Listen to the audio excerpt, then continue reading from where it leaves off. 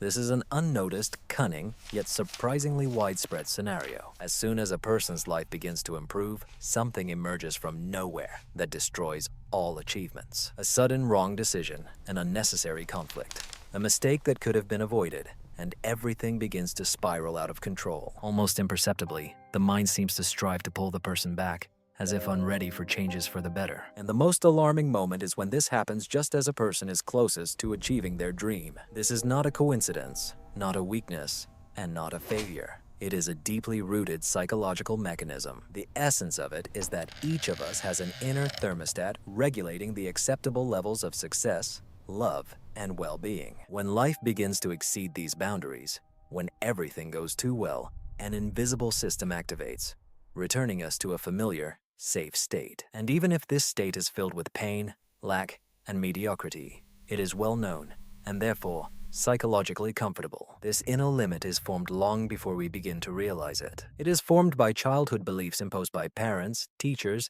and society. Phrases like, "don't stand out," "don't dream too much," become rooted in the subconscious as axioms. Over time, they become emotional barriers, and when reality begins to contradict these barriers, a conflict arises within, bringing anxiety, guilt, fear, and triggering the mechanism of self-sabotage. The forms of this sabotage can vary: a failure after significant success, a quarrel in a strong relationship over nothing, an unexpected illness, or a series of strange actions that are hard to explain. All of this is a manifestation of the same thing: unconscious attempts to stay within the familiar level of happiness.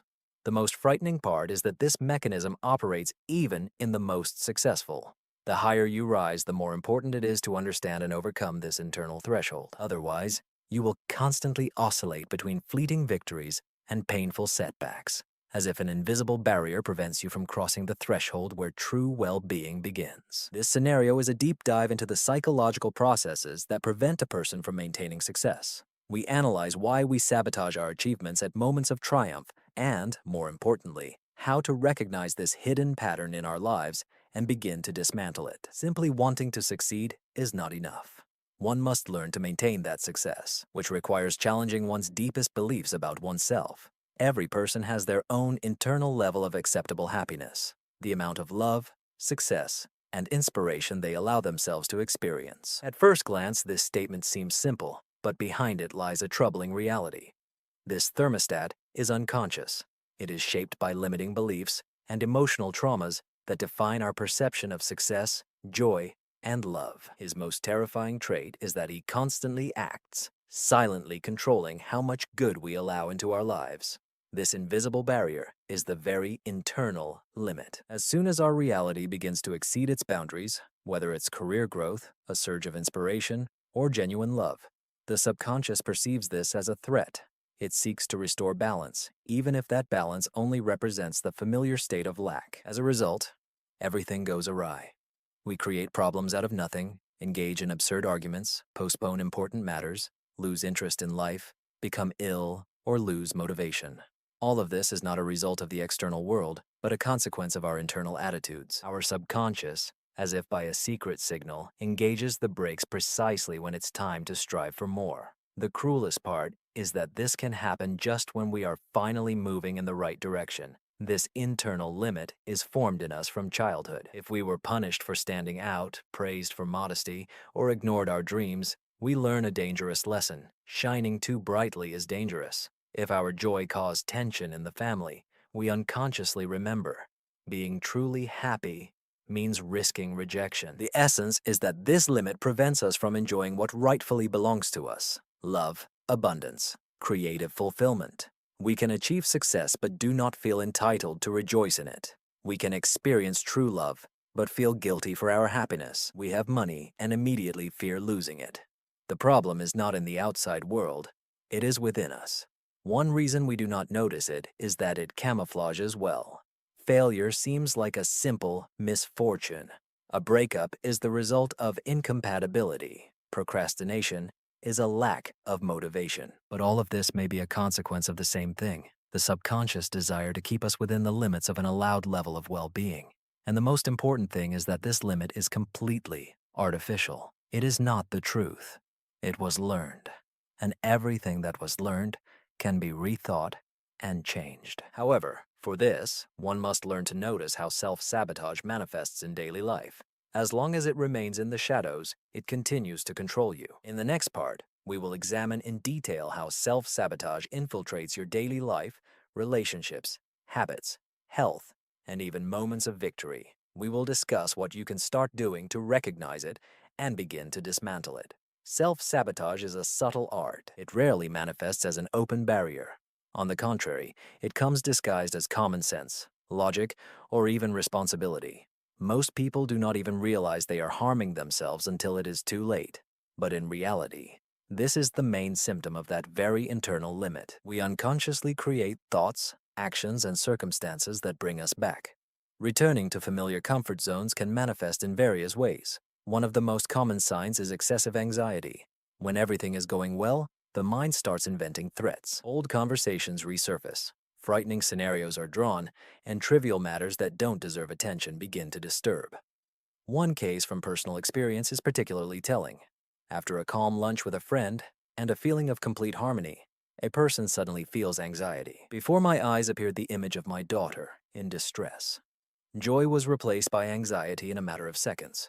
It was the moment when the level of inner well-being exceeded the acceptable mark, and the mind immediately created a reason for worry to restore everything to normal. Another classic example is conflict. In relationships where harmony has just reigned, a quarrel suddenly erupts, a sharp word escapes, a strange demand or irritation appears without an obvious reason. You do not understand where it comes from, but the result is clear. The connection is broken, the atmosphere is spoiled, and once again you return to an emotionally unstable but familiar state. Another way of self-sabotage is procrastination. You know exactly what to do. You have all the resources, time, and strength, but you delay, make excuses, and freeze. Why? Because accomplishing this task could elevate you to a new level of success that your inner thermostat is not yet prepared for. You fear not only failure, but also success, as it could change everything. And this self-sabotage does not end there.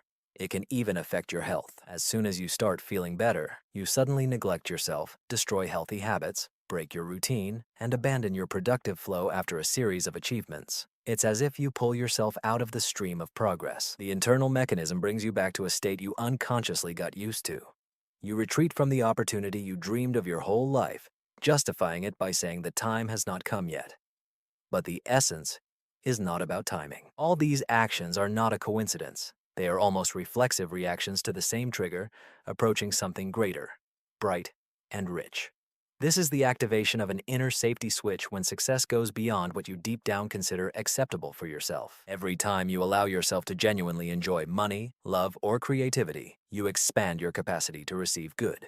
But the opposite is also true. Every act of self-sabotage reinforces old limitations.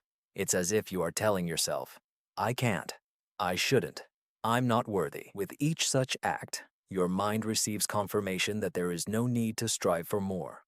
Now, as you begin to recognize various forms of self-sabotage, the next step is to delve deeper into it.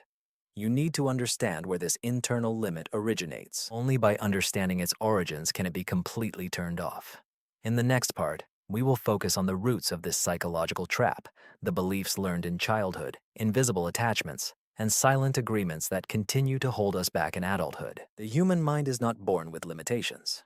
It learns them. The problem of internal boundaries reflects the emotional programming received in early years. It was not always words. More often it was looks, pauses, fleeting reactions, and praise with reservations. In such an apparently harmless environment, the feeling formed, I must hold back. If as a child you felt guilty for receiving praise, seeing how it affected your siblings, or noticed tension in your loved ones when you displayed your talents, you might subconsciously learn that being too noticeable is dangerous. Thus, an invisible internal agreement is born. Not to stand out, not to interfere, not to draw attention, not to upset. This is the foundation of future self-sabotage, a manifestation of unseen loyalty to those we love and fear losing. This invisible limit keeps us not only in the comfort zone, but also in the zone of mediocrity. It does not allow us to go where our true genius, potential, and calling live. This safeguard has no logic. It is emotional. He is connected to the need for acceptance and determines how much you can grow before you start to hinder. And the most insidious part is that even if, on a conscious level, you desire love, success, and freedom, this childhood code continues to quietly govern every decision you make. Many live with this code their whole lives, unaware of it. They think it is modesty, realism, or maturity. In reality, it is just old beliefs that once made sense to a 5-year-old, but now only hold them back. Over the years, this structure becomes almost sacred. The idea of allowing oneself more begins to be perceived as selfishness. Growth starts to feel like betrayal, and the mind does what it does best: retreats. But what if you begin to recognize this pattern? What if you can doubt the old agreement? In the next chapter, we will explore what it truly means to overcome an inner limit and how to begin the journey to freedom from self-sabotage. Overcoming an inner barrier is not just about recognizing its existence. It is an act of inner courage. To step beyond the boundaries of your usual emotional life, you must let go of the version of yourself that you have built over the years. Along with this comes the fear of being rejected, of not coping, of losing what is familiar, even if it was mediocre. It was safe, and yet, this is the essence of true growth. It is not just the removal of obstacles, but the development of the ability to maintain a new level of life. As soon as you turn off the program that prevented you from accepting better things, everything else gradually falls into place, because, strangely enough, the only real problem you need to solve is your internal limit. Break your inner barriers, and your entire life will begin to evolve in a new direction. When you truly start overcoming your limitations, all areas of your life gradually restructure around a new axis, the axis of abundance. However, this transition requires the most important thing: the readiness to feel good. At first glance, this may seem simple, but in reality, it is one of the most challenging tasks, as most people are emotionally unprepared to remain in a state of happiness, success, and inner peace for long. Think about how long you can truly be happy before your mind finds a reason to worry. How long can you be in stable, loving relationships before you start to doubt, suspect, or provoke conflicts? How long do you allow yourself financial well-being before suddenly losing focus, creating a crisis, or having a breakdown? A mind accustomed to suffering perceives peace as a threat. A body trained for stress does not trust relaxation, and a soul accustomed to pleasing fears shining too brightly. Therefore, the first step is to make a new pact with oneself, allowing more love, health, money, and fulfillment, not as random luck, but as a new norm of life. You can start with a simple yet profound practice, a mantra of expansion. Repeat: I expand every day in abundance, success, and love, inspiring those around you to do the same. Speaking it with intention. These are not just words, but a message to your subconscious. Grow safely. Accept this as normal. Live well. It is permissible, even if no one in your environment has done this before. But it is important not only the content of the words, but the feeling behind them. Feel that you are worthy, ready, and capable of holding this new state without guilt, fear, or destruction. Naturally, there will be resistance. The ego will cling to old habits. Familiar patterns are reactivated. But now you know that this is a sign that you are moving in the right direction. In the next part, we will look at practical tools that will help solidify the transformation process. These are techniques applicable in everyday life to recognize, neutralize, and replace self-sabotage patterns with new habits of growth and emotional resilience. Awareness of the problem is just the beginning. True change comes through action. It is important to understand that awareness of one's tendency for self-sabotage is a huge step forward. But awareness alone is not enough. Self-sabotage is not a crude enemy. It is sophisticated, well-masked, and embedded in your daily life. To overcome it, not only thoughts are needed, but also tools and discipline to reprogram one's mind and emotions. One of the first tools is observing the inner language. Every negative thought, unnecessary worry, harsh self-judgment is a subtle form of self-sabotage. Learn to notice them in the moment. Awareness is the first step. Next, you intend to interrupt negative thoughts and replace them with affirmations that promote your growth. For example, one can use the affirmation, I expand every day in abundance, success, and love, inspiring those around me to do the same. This is not a magical ritual, but a method that helps your brain and nervous system perceive pleasure, success, and stability as the norm, not the exception. Another powerful tool is conscious breathing. As Fritz Perls said, fear is excitement without breath. Terrible fear is not an enemy. It is just energy that you do not know how to direct. If instead of suppression you start to breathe deeply, you can turn fear into a creative impulse. Calm and full breathing restores control and tells your body, I am safe. I can grow. I will manage. This means that the inner discomfort arising from the desire for more should not be avoided. It can be transformed. Every time you feel anxiety moving forward, stop and take a deep breath.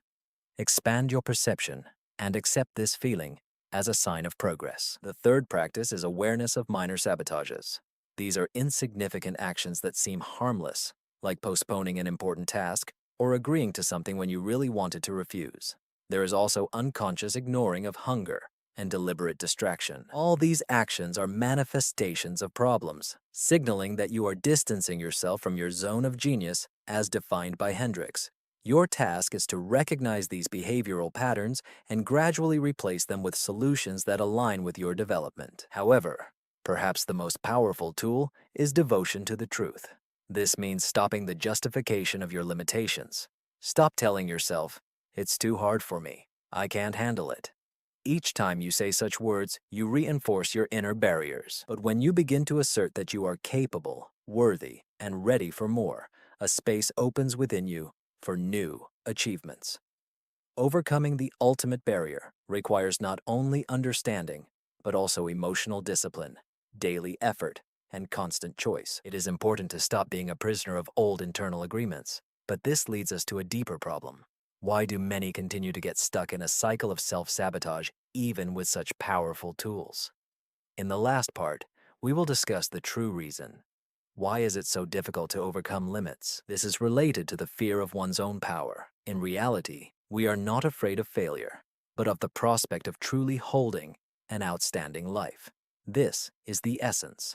Ultimately, self-sabotage is not just the fear of failure. First and foremost, it is the fear of success, the fear of shining too brightly, being noticed, moving to a new level of life, and accepting a completely different degree of responsibility. Once you accept your power, there is nothing left to hide from. Don't dwell on old wounds or hide behind false modesty that you used as a shield. Gay Hendricks asks an important question directly and openly. Are you ready to take that crucial step towards the heights of love, financial independence, and creative expression? This is not just rhetoric, it is a real challenge. Embracing this step means overcoming shortcomings in all aspects of life. It requires complete dedication to the strongest and most sincere version of oneself. To do this, you must forever abandon the story of your limitations that you have told yourself for many years. Accepting your greatness can be difficult. It contradicts everything you were taught. Be modest. Wait your turn. Do not desire too much. But the truth is that your height does not diminish others. On the contrary, when you allow yourself to live in your zone of genius, you inspire those around you to do the same. You become a catalyst, a reflection of possibilities. You literally transform into a person who radiates light.